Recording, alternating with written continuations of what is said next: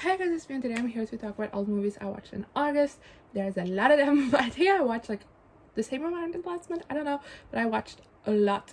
So let's just not further delay this intro and immediately get started. The first movie that I watched in the month of August is The Princess Diaries from 2001, and I give 4 to 5 stars too. This one is one that is like so ingrained in like pop culture and like places I've seen a little to that, but like what I haven't seen. So I finally bit the bullet and watched it, and I really enjoyed it. I think it's a great coming of age movie, and it is a lot of fun, and I definitely understand why it was like so quintessential to a lot of people like growing up, because it is a lot of fun and it still holds up. Like as someone watched it for the first time now, I still really enjoyed it. I really love Mia as a character. I think she's such a fun character, and I really love the development she goes through in this movie.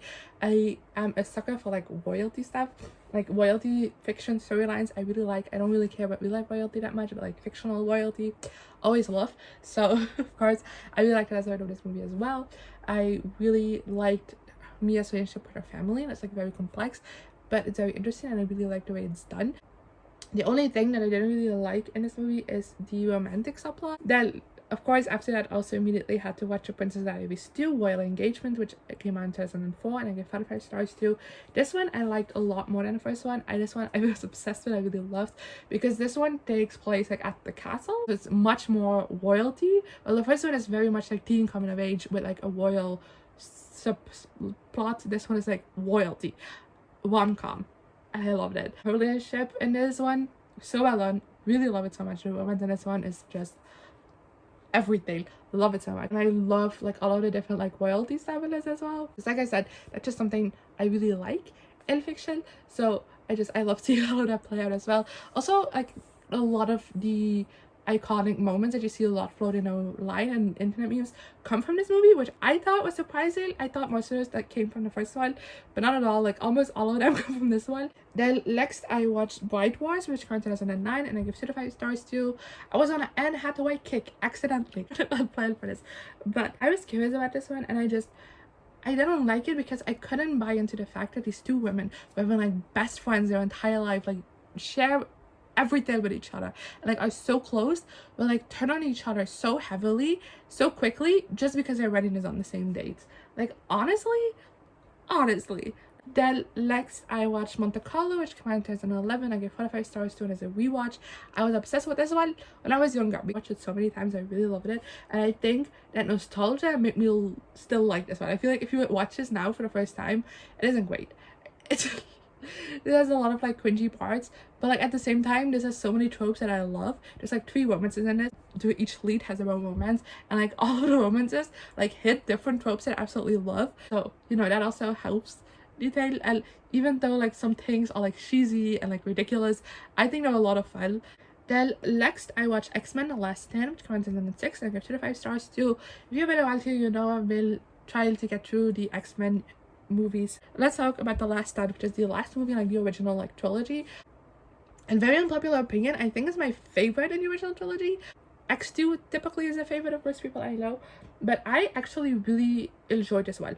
I don't think it's necessarily the best one if you like look at like technical standpoints, but it was the most enjoyable to me out of the 3, because I feel like the first 2 were very boring in my opinion. I had a very hard time like connecting to anything happening, but I feel like in this one I was more involved in what was happening, you know. And I really liked the conflict of this one. I thought it was very interesting with the cure, because I can understand like both sides.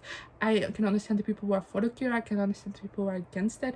I think it's such an interesting topic. So yeah, but I didn't like the Dark Phoenix storyline in this one. I thought it wasn't handled well, and it took away from like the cure storyline that I thought was interesting. Then next I watched X-Men Origins Wolverine, which comes out in 2009. I give 2 to 5 stars too. This one is again one I know is not well loved, but I was still excited for it because I feel like Wolverine, even though it's been the most developed character in the original trilogy, there's still so many holes in his backstory, and I was so interested to see what that backstory was. So I was excited to watch this movie, but I feel like this answered some of my questions, but also like left me with so many more questions, and it's not good. It's not interesting. It was bored tried watching it. I didn't hate it, which is why it isn't a 1 star, but like I also don't have a lot to say about it. It's extremely forgettable. Then next we have X-Men First Class, which came out in 2011. I give 4 to 5 stars too. This one I loved. It's not perfect. I have like, it isn't like a 5-star love for me, but I still thoroughly enjoyed this one, and like it got me like hype again to watch more X-Men movies. So there's that. I really like how it was like set in the past, and like seeing these characters at like a different point in time. I really liked the relationship between Charles Xavier and Eric Lancer. I should know how to pronounce that because I've had German class, but like I never know how to pronounce it. I really love their dynamic in this movie. I thought it was so interesting, so fun, and definitely knowing where it's gonna go in the future. I feel like it was such an interesting scene and develop.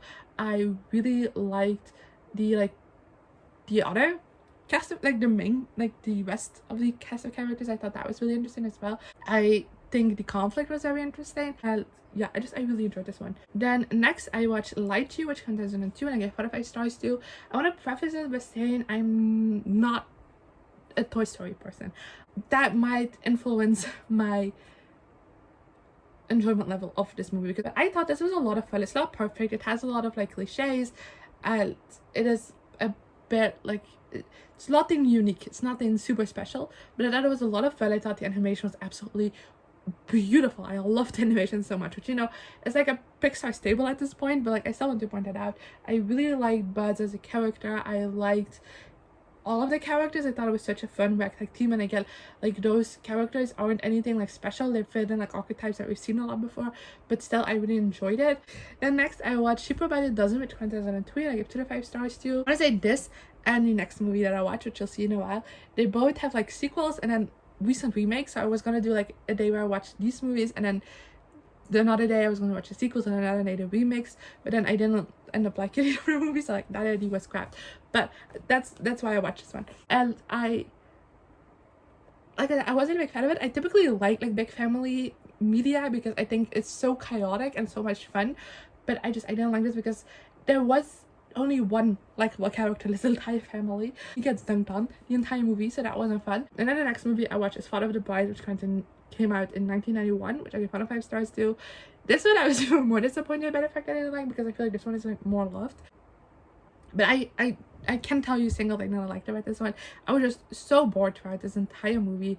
I did not care for a single character. I did not care about the conflict because I thought it was stupid. I thought it was so boring. I generally was constantly like checking the time about how much longer it was gonna take. Next I watched Look Both Ways, which came out in 2022, and I gave 4 to 5 stars to. I watched this on release date. This was such an anticipated movie for me because it sounded so much fun, but also I was scared because it could go in this direction where it would be shaming women who like made a certain decision, and I'm very glad it didn't go that way. I really liked how this was done. I really liked how both timelines constantly parallel each other. Like never was like the same thing happening, but like they constantly parallel each other, and I thought that was done in such an interesting ways. And I loved seeing like people from one timeline show up in the other one, and like seeing how their different connections can look differently. And I really thought this was such an interesting movie. Then next I watched the Wolverine, which comes in 2013, and I gave 4 out of 5 stars too. Again, this is just like Father of the Bride, where I just like I can't tell you much about this movie because I was just so bored with the entire thing. I didn't connect to a single aspect of this movie. Then next I watched Cam, which came out in 2018. I gave 2 out of 5 stars too. This one is like very different from what I typically watch, and from what I've seen of reviews, as people absolutely hate this, people absolutely love this, and a lot of people will fall in between, and I think I fall in between because I think this does a lot of interesting things, but I feel like at the end there was just too many things left unanswered, and it was just a little bit too short, and I wanted a little bit more of things and like a little bit more explanation. Like I get an open ending, I do, but I feel like this one was just a little bit too open. Then next I watched the Muppets, which comes in 2011. I gave 4 out of 5 stars to, and it was a rewatch. This is another one I was like obsessed with when I was younger, like so much, especially the soundtrack. Like I played the soundtrack non-stop, but I haven't seen this one in so long, so I wanted to watch it, and it was so much fun. Like generally this one holds up so much, it's so much fun. And then next I watched The Roommate, which came out in 2011, and I gave 2 out of 5 stars to. This was a fine watch, but again, one that's pretty forgettable for me, and I don't have a whole lot to say about it. It was fun while watching it, but I feel like afterwards I don't have a lot to say about it. Same goes for The Weekend Away, which came out in 2022, which again I give 2 out of 5 stars too. This is another one that at the time I had fun watching it, but like it's just very forgettable afterwards, and I don't have a lot to say about. Next I have Easy A, which comes in 2010, and I give 5 out of 5 stars too, and is another rewatch. Which this one, shockingly, I went to look. When I finished it, I went to Letterboxd to like put in my review, and then I watched it again. As I saw it, I originally gave this 2.5 out of 5 stars, which like, excuse me, that's not correct. I love this movie so much. I feel like it's like a comfort movie, like absolutely just like perfectly encapsulates the vibes. It's very fun. Really love the way this is framed, it's told. I think Emma Stone as main character is like so much fun to follow. I really like the romance in this one. I like the different messages throughout this.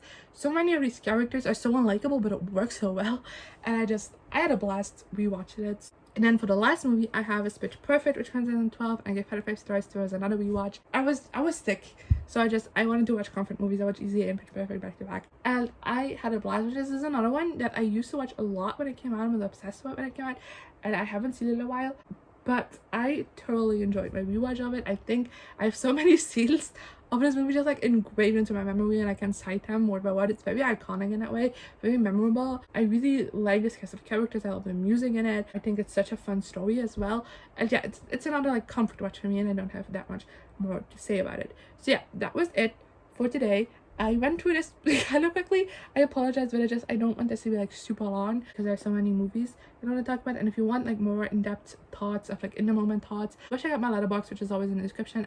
Let me know in the question below what you thought of these movies, if you've seen them, if there's some movies you watch in the month of August, and guess I'll see you guys next time. Good.